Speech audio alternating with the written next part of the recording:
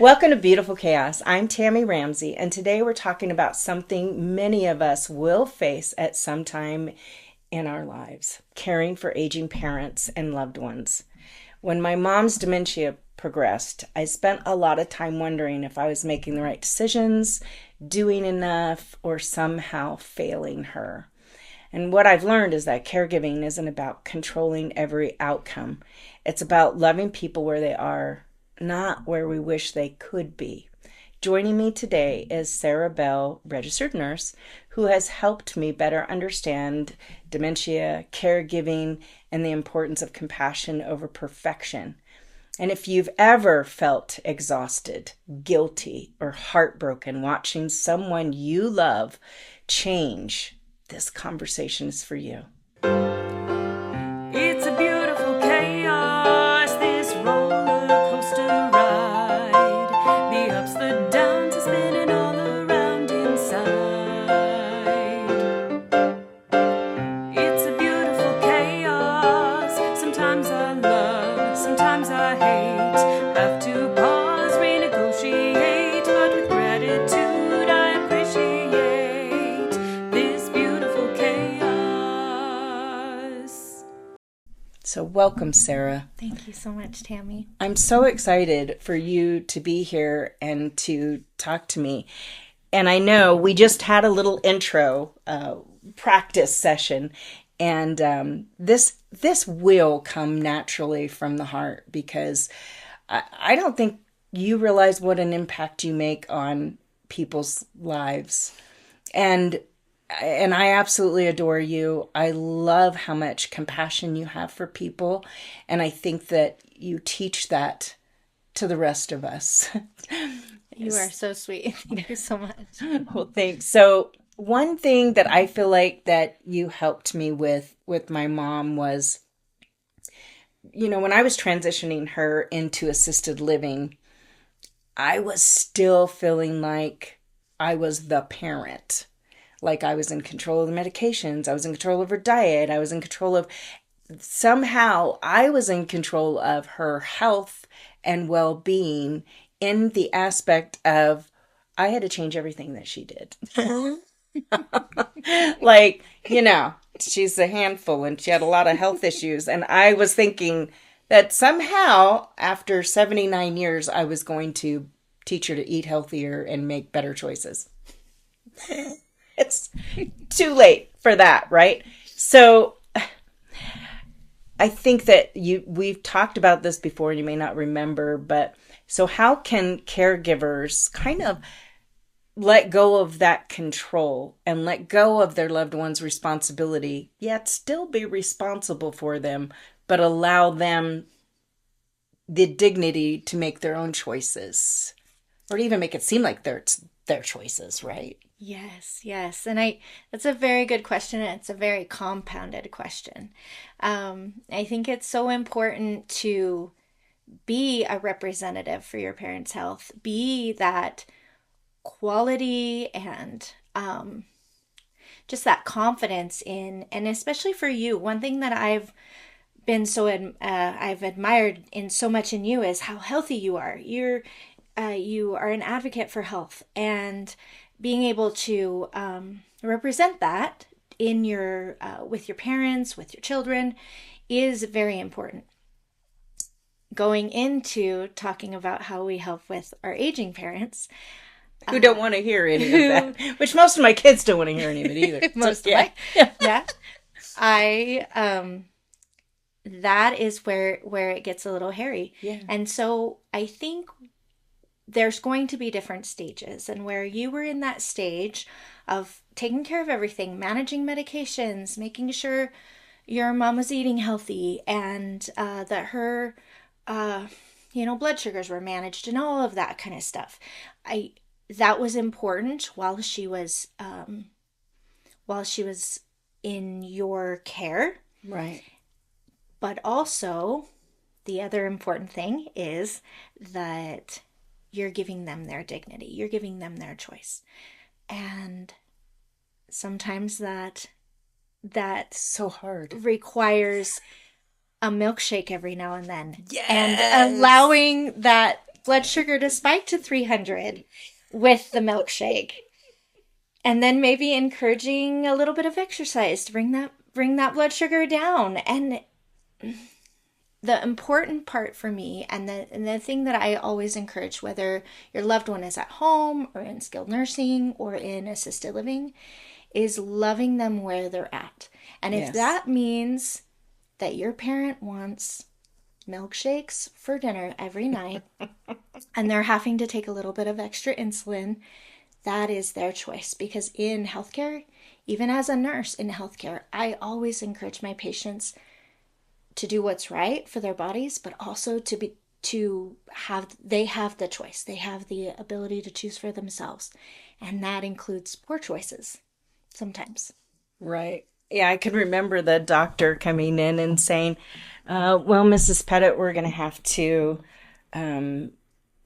have to watch what you eat because your blood sugars are so high, or we're going to have to adjust your insulin. Mm-hmm. And this was after having several conversations with you that I was finally on that page of she's going to make her own choices and there's nothing I can do. And if it makes her happy, then why the heck not, right? And so I told him, I said, you better just up that insulin because she's not going to eat right. Like, she just doesn't make good choices. And if I were her age, I wouldn't either. Like, that's what I was going to say. So this is something that I have a lot of conversation about.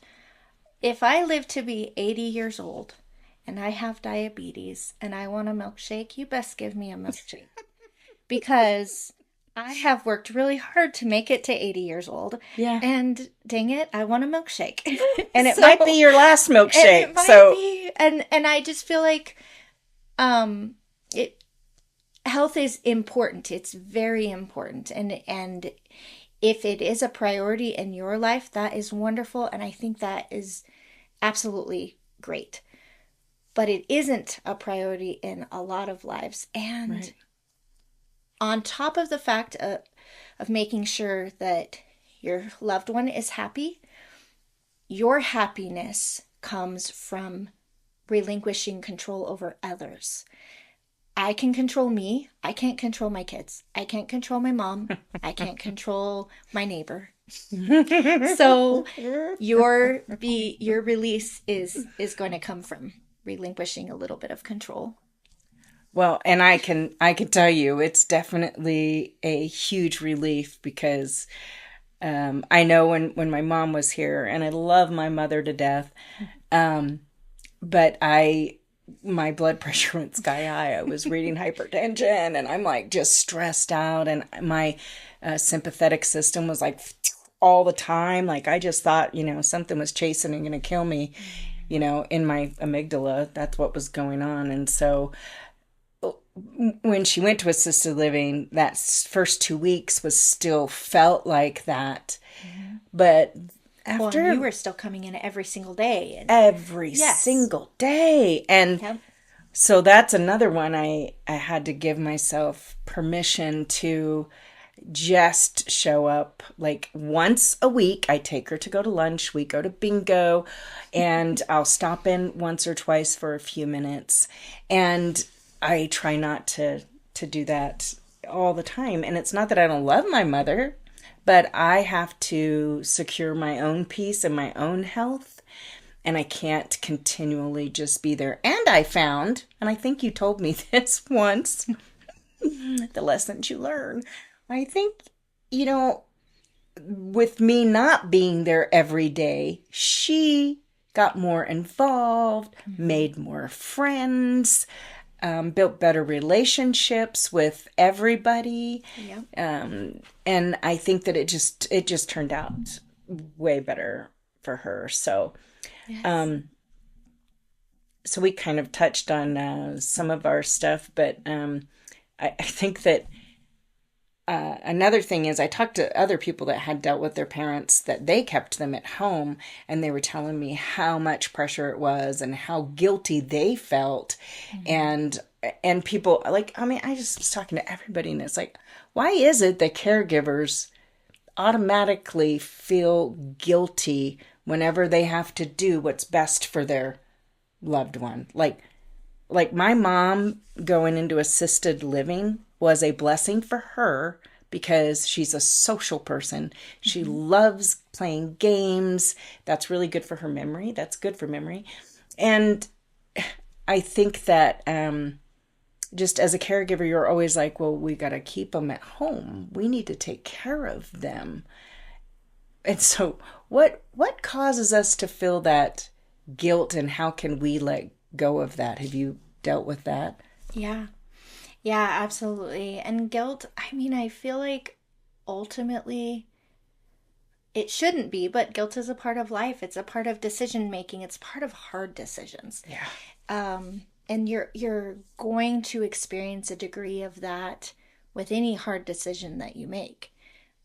I just feel like when you do your due diligence, you do your research, you look into the different options like you did. You very well studied everything that would benefit your mom in the setting that you were looking at, Right. which was assisted living at the time. And I'm sure you shopped around. You I did. Looked at multiple different facilities. You looked at whether having her close to home was better, or whether having her in a town a little bit bigger might have been better. Right. And you probably researched ratings of the facility and made sure that it was a facility that was well known for good care and popular in the community and supportive of the community.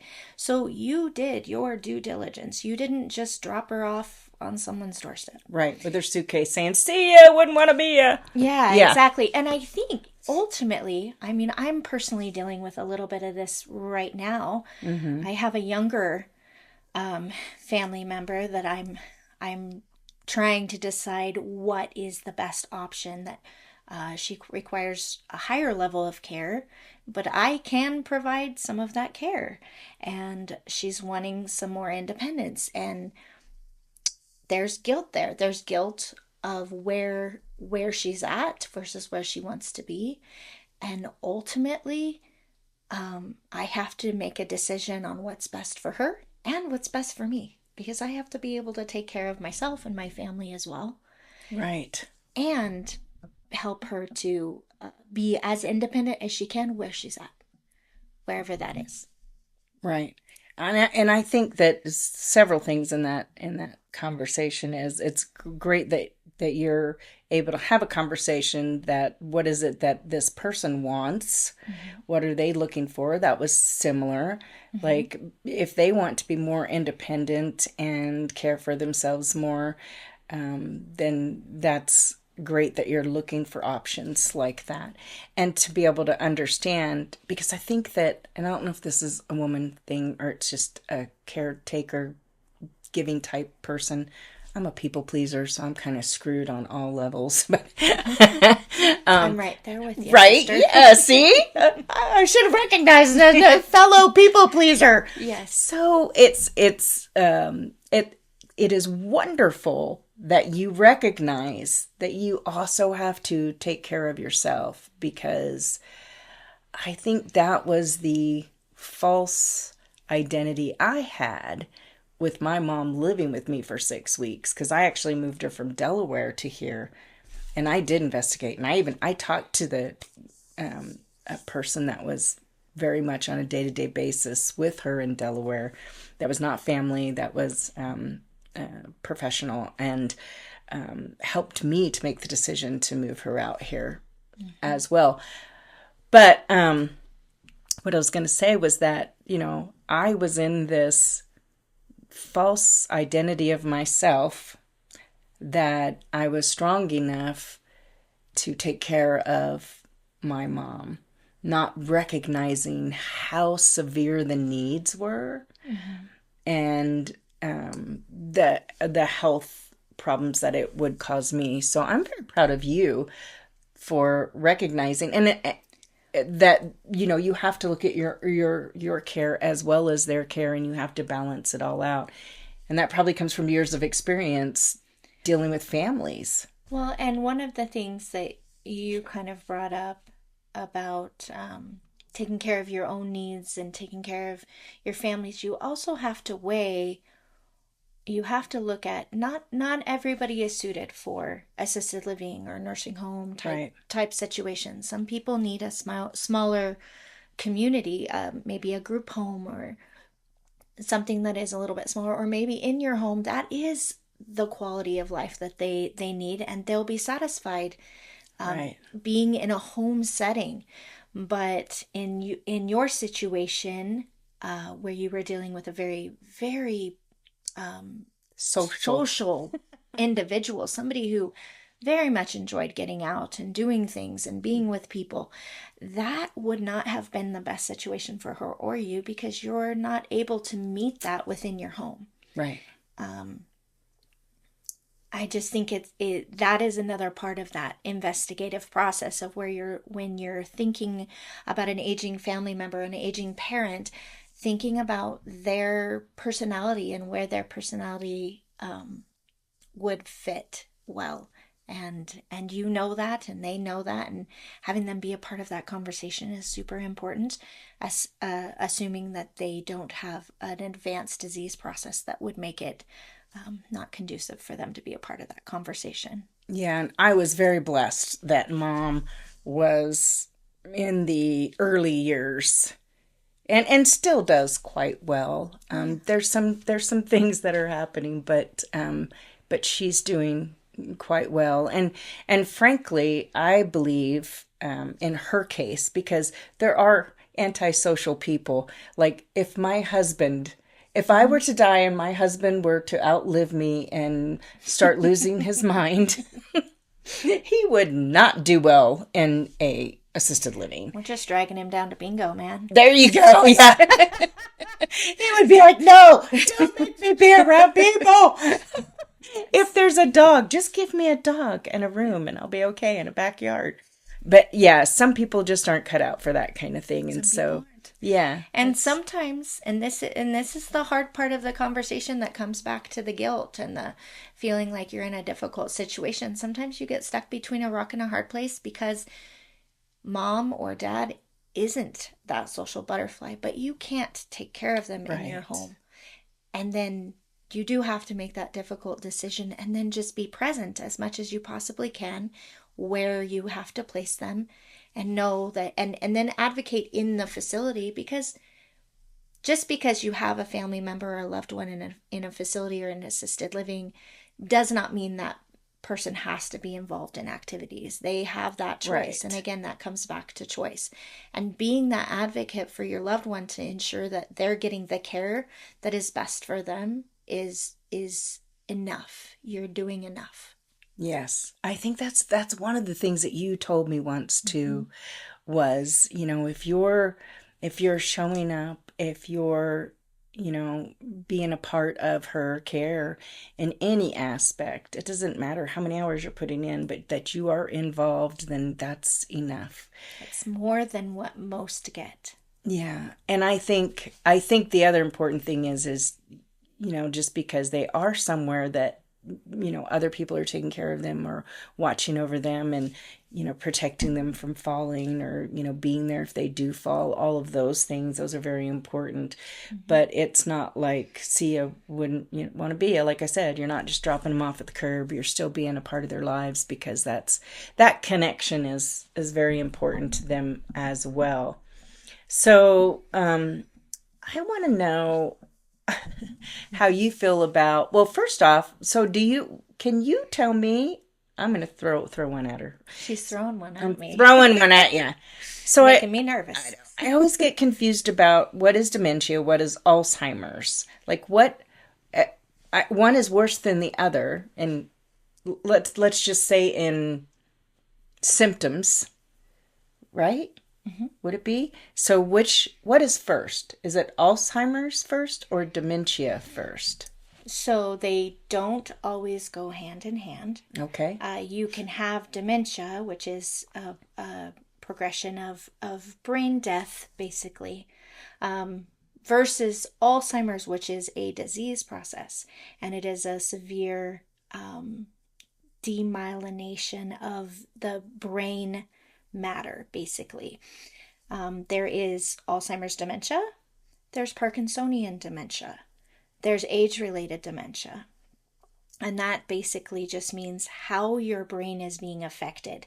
Is it being affected by Parkinson's? Is it being affected by Alzheimer's? Is it just an age-related effect? So there's not which comes first, the chicken or the egg. Right. But I will say that dementia generally has the less effect. It's not as severe as Alzheimer's disease. And so way back when we were throwing Alzheimer's disease out there, we were like, oh, they have Alzheimer's, mom has Alzheimer's, all the different statements that you would hear. I just say old timers for me right now. Yeah, it's old timers. Yeah. I'm right there with you. But generally, some degree of dementia, vascular dementia is another one. There's a medication related dementia. It's just kind of how whatever it is affecting your brain. And some of those symptoms, include obviously forgetfulness, some degree of depression, anxiety that can come with it. So I hope I answered your question. You did. Well, you did. So I still always say dementia, and I want to hit that for a second because I want to know what you feel about speaking to your parent with that, because I'm not one to, I guess, hide things, or I feel like when mom first got diagnosed, and I think they just said dementia. They actually called it something really long, but it's basically dementia, but she had gray matter and whatever. So when that first came up and she would say, I don't know, so-and-so has dementia and da-da-da-da. And I go, well, you do too, Mom. It's okay. That's just what happens as we age. Mm-hmm. Sometimes things just happen with our brains and we can't help it. And then at the first few times I would mention the word, she would be like, oh, because somewhere we've had this, ooh, that's taboo. Oh, that's like the worst thing that could ever happen to us. And so I felt like, and you can tell me if I'm wrong, but I felt like if I'm open and just are like, yeah, well, you have it, but it's going to be okay. Like, you're not going to remember that you have it 20 minutes from now. You're not going to remember, that anything's wrong with you, and that's okay. Like, this is just a word, and it means nothing. Where you are and what you're doing with your life is where you are. And if you can't remember what you ordered 5 minutes ago, I got you. So, I try to not make it like it's a big deal. Like, it's not taboo. It just is. Because nowadays, there are a lot of people with dementia. And with our older population, it is taboo because we're kind of coming into this new age where we're very open about everything. And that's wonderful. I think it's wonderful to be able to be accepting and be accepted where you're at. Our parents maybe aren't necessarily running on that same pathway as us yet. Yeah. And so we can deal with a little bit of reticence from them. It's really important. I want to just clarify, just for everybody, it is a misconception that dementia is a normal part of aging. I will say that it is a disease process as well. Right. It's not just forgetfulness is a normal part of aging, but the actual disease process of dementia is extra. So I don't want you to think that as we age, we automatically get dementia. And there's a ton of stuff out there about how to prevent dementia and Alzheimer's disease, and I encourage anybody to look into that. Going back to your question, I just wanted to clarify. Yeah. Going back to your question, I agree with you in the sense of being very open in the beginning stages. I 100% think that very first time of diagnosis, the doctor scallywagging around, whatever it is going on, is very common because they Yeah. don't want to upset anybody. But ultimately, when we get down to it, mom really needs to know right up, Right. mom or dad really need to know right up at the get-go. And then having those conversations about being accepting of your disease process is very, very important. Later on down the road, or if you're dealing with an advanced disease process, because there is sometimes, Lewy body dementia and different diseases hit hard and they hit fast, and the progression is quick. And so there is a time where we do need to meet them where they're at. And sometimes where they're at isn't reminding them that they have dementia. Yeah. Sometimes it is letting them know that their mom will be by to visit them later because that's what they expect. And they're not going to remember that mom is in heaven. They're going to think that they are going to come, but they're also not going to remember that you are technically fibbing. They call it a therapeutic fib, and it is a thing, and there is a healthy balance between being open and honest, and there are times where that is important, and then also living in their reality and not being like, mom, you know who I am. I'm your daughter, or just being like, oh, it's good to see you today. And so it does depend on the level of where they're at. Right. I'm still in the early, You are. But and I do want to say I wasn't insinuating that it is normal. I try to just make it normal for my mom because it is a normal thing for her because she has this disease. But shout out for carnivore diet because that's what I do. That's one way to kind of secure some safety of your brain and to feed it ketones to also you can disagree with me, but I'm also on the don't take a statin.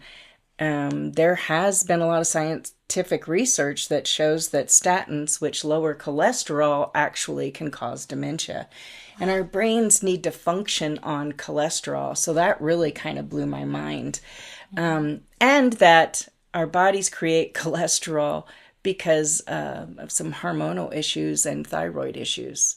If your thyroid's not under control, then your body starts overproducing on a lot of things. But anyways, I digress. So thank you. She has done so much research, and I will not even begin to disagree because I have not done the research myself, and so. But I love what you shared about because I know I'm going to be there. And I did have, my mom's best friend lives in Virginia, and she took care of an aunt who had dementia. And she said she would walk out of there and she heard this fella say, all right, Dad, we're going to go now. We're going to all go home and have family dinner. We'll see you later. And then the dad was like, well, hey, I want to go. And they were like, oh, no, you can't go. And my mom's friend said, you know what? Why didn't they didn't just lie to him and say, we're just going to go home and do nothing. Because then here they got his hopes up, got him excited that he wanted to do something and they couldn't take him. And so I get that sometimes you have to healthy fib and you have to you just have to give them what they need. And like you said, don't argue with them and fight with them. This is a great moment of recognizing that your ego needs to check out of this situation. Absolutely. Because, you absolutely 100% need to just be like, yes, this is not James, this is Cody. Yes, Mom, this is Cody. Whatever. Yeah, I'm your mother, whatever. A lot of times she flips our role and will call me Mom, and I'm like, yep, okay. And you don't have to dive into it and just go into this great long story that can create some more confusion. Right. But just kind of going with the flow and making sure they understand that you're not creating a contentious environment. The ego comment is very, very real. And I think that's just in general, and anything we do, our egos just need to hit the window. Yeah, But 100%. that will solve a lot of world peace. For sure. So, what kind of things do people look for in cognitive decline, like depression, anxiety, grief, or loneliness? Like I feel like that. Well, an incident happened that someone I know was has a little stuffed animal, and they wrap it up at night and put it to bed. Mm-hmm. And I'm like thinking that's a self-soothing behavior, and that's I'm feeling alone in the evening, and so that's my way of nurturing, and that's my way of connecting with something. Mm-hmm. Is that a normal? I'm not going to say normal. Normal is not the right word to use at all in any of this conversation. But is that a sign that families should pay attention to if their parents having cognitive decline? Absolutely. And we usually see some of that kind of caretaking, especially where inanimate objects becoming real is a little bit more advanced than just kind of that beginning stage most of the time. I think that in the beginning, or even in the latter stages, what we really need to focus on is safety. Right. Safety is primary. Mom cannot remember who your children are and still be doing well in the kitchen. Right. Unfortunately, sometimes that's not the case. Some mom can be forgetting to leave the stove on and being able to drive to Walmart and do her shopping every day.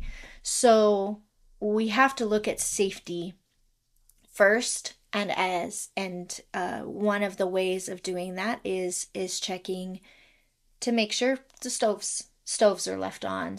That's kind of my first and foremost that I think about, because fires are so scary. The other thing I look at is medication management. Is mom taking her medications appropriately? Is there a system that mom's used forever, and she has a bucket with all of her medications in it, and you come and her medications are scattered all over the kitchen counter or the living room, or she doesn't even know where half of her medications are? Mm. That is a significant warning sign with the medication specifically. If she starts asking questions about why, and I keep saying mom. It's mom or dad. It's mom or dad, or aunt or uncle, or any loved one you're caring for that may be going through this process. Right. But with that, if there are questions, because a lot of times we know ourselves when we are declining in one way or another, and there will be some reticence on certain things. Maybe your loved one is asking help with grocery shopping, or asking for help. Maybe they want you to get a med minder and help them set up their medications. Those are just some signs that maybe we're looking at a little bit of a change in condition. Yeah, and I think that sometimes denial happens within us for what's happening with our parents. We see some of these signs, but we just push it off on, well, I've left the stove on before. I mean, I've remembered it like 10 minutes later. Yep. Or, I can't remember where I put my keys, and I just did that 5 minutes ago. Or, oh my gosh, like those things. Oh, today I'm like, I've got to put Brussels sprouts on the list of vegetables. I eat Brussels sprouts every now and again. And my husband's like, you have a whole drawer full of Brussels sprouts. So I think that when you start looking at things that you forget, and then you're like, but, maybe my mom's just forgetting things. And I think that there's this part of you that doesn't want to recognize what's happening because you're scared that that's you. Like maybe you're already there and you're in denial. But I don't believe, hey, I might be at the beginning of this ordeal, You're but fine. I think that mine is just at certain ages and certain seasons of our lives, we're so busy and we have so many irons in the fire that our brains are overloaded and we can't remember everything. So there's that difference, and I think we have to recognize that in ourselves and in our parents, and understand that parents or whoever our aging person is that we're looking after or paying attention to, the signs are very prominent, especially when it comes to medications, I think. And somebody once told me there's a difference between misplacing your keys and putting your keys in the refrigerator and your milk in a drawer. Like, you know what I mean? Like, that's like, there's something going on that's more, something more to worry about. Yes, progressive. I think it's important to mention, I find myself in a situation that many of your viewers might also be in, where I'm still raising kids. I still have teenagers at home, and that is a very stressful time. And then I also find myself in a situation where I'm also taking care of an aging parent, and where we're dealing with this generation gap. The boomers are a very large generation, and statistically didn't take care of themselves as well as the previous generation, and so they're sicker sooner. Yes. And so then our responsibility as children of boomer parents is also becoming a little bit more extensive while we're still taking care of our children. Yeah. I never know where my keys are. I never know where my phone is. I am a scatterhead 97% of the time. I do not have dementia yet. No. I'm going to get on the carnivore diet. There you go. Do it. Do it. But I want to clarify that denial is a process and a part of grief. And you can be in denial because you're afraid it's yourself, or you're recognizing some symptoms that you're concerned about from your own life. But you can also be in denial because you're grieving the loss of your parent. Yeah. You're grieving the loss of that role that was there for so long. And just, you need to know that is normal. Denial is an appropriate part of grief, but we can't ignore safety. We can't ignore safety. And so when we start seeing things, and sometimes we might miss a few things, but we start seeing things coming up that are safety concerns, that's when we might need to take that next step. Yeah. And gosh, I so appreciate you, because you're just so wise. You've had so much experience in all of this. You seem so wise. She's probably hanging on by a thread, like we all are. It's a roller coaster ride. That's what this podcast is all about. We're just on a roller coaster, all of us. And some days it's you're building up, and then other days it's going down, and you got no control over any of it, and it's okay. But I love that you talk about the denial thing, because I think that's huge. And I think there's we could do a whole nother episode, and maybe we will, because I also struggled with the change in personality and this epiphany that things that I thought were important to my mom were not important. And I went through this time of, wow, maybe my childhood wasn't what I thought it was. I started questioning everything about our relationship from younger years because of her current behavior and some things that she would say. And it took me quite a while to come to the conclusion that, my memories of my childhood were accurate, and I was very loved, and my mom's my best friend, and my mom did love me, and everything she did in life was because of her love for me, and then it all kind of came around, and because of letting go, because of having more compassion. And I'm a very compassionate person, but I for some reason, it wasn't quite all the way there with Mom. It was more of a kept getting slapped in the face with like, I don't understand what's happening. And this isn't the person I knew. Where's this coming from?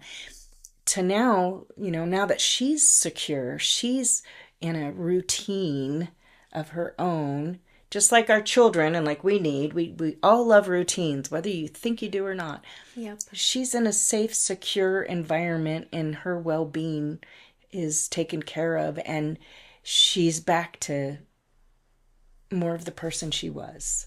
Yeah. And it helped heal my relationship with her through this. And we had a great relationship, but with this decline, it would just really was like the rug was pulled out from under me a few times. And think about all the transitions that she went through. And that's another thing that you've got to understand. I'm going through a great transition right now. I have a teenager who just graduated high school, and he's heading out on his own, and he's scary. doing, and that's a transition. That's a very stressful. I picked up beading. I don't know if I have time to bead, but evidently I do because I'm so stressed and it's something I can control. Yeah. And so I'm taking that back to your mom and her situation. She went from, you said Delaware. She was living in Delaware independently. She had a 3-bedroom house to a 900 square foot apartment. Well, and then moving in with you and being taken care of by her daughter that she took care of for 20 years or longer, maybe. I don't know. Which she never wanted to be a burden on ever to anyone. Yeah. And then also the progress and the transition of normal healthy brain to dementia affected brain and chronic disease process. And so you have to look at all of these transitions that we're all going through. And I'm a big proponent of nobody is perfect. Nobody is perfect. So I'm going to give grace to the person who cuts me off on the street. I'm going to give grace to my teenager who frustrates me. I'm going to give grace to my mom who is dealing with her own stuff she's dealing with. I'm going to give grace to everybody because I know that I'm transitioning. I don't know what they're transitioning. I don't know what their transitions look like, but I know that mine are super stressful. And so, and the last part of that is I'm also going to give myself grace when I screw up, when I yell at somebody, when I get frustrated, when I maybe respond inappropriately to my mom or to my teenager, because we're all just imperfect people in an imperfect world trying to get along and make things work. And it's our first time doing each of these things. I mean, it really is. This is our first life. This is our first time going through all of the things that we go through. And so for sure, we need to give ourselves grace and compassion. And I appreciate you so much for all your compassion. You are like the sweetest person I know. And I'm so grateful to know you. So thank you for joining us. And if you guys have any questions or comments, please Facebook messages us, or we're on Instagram. You can go to beautifulchaos1@buzzsprout.com and become a fan. And you can also email us there. And if you have someone that's dealing with taking care of a parent and they're guilting themselves and they're struggling, please share this episode. Or if it's someone in your family and you're trying to share the load of taking care of a parent, share this with them, because everything you're going through is not easy. It's just, I don't know, somebody said life isn't a journey, because that sounds so fun or easy.